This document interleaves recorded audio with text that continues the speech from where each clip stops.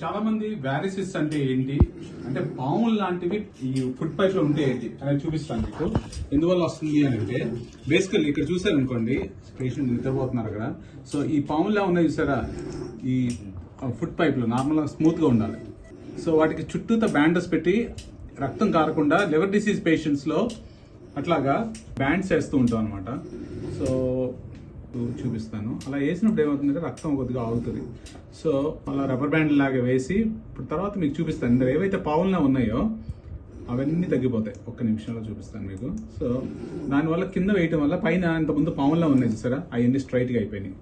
So ఇది Boston scientific బ్యాండర్స్ అని 7 బ్యాండర్స్ తో ఉంటాయి. చాలా చూడటానికి అలా అనిపించినా కానీ చాలా సున్నితమైనది, ఎందుకంటే దాని పైన ఉన్న పొర చాలా చిన్నది.